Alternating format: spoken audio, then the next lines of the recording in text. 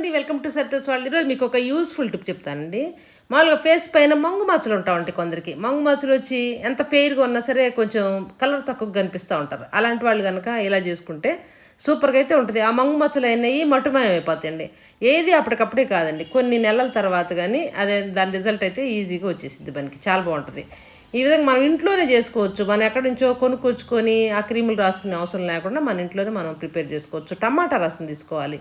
టమాటాని ఇలా పిండిన రసం వచ్చింది, కాకపోయినా లేదంటే కనుక మనం మిక్సీ వేసేసుకొని అది వడకట్టుకోవచ్చు.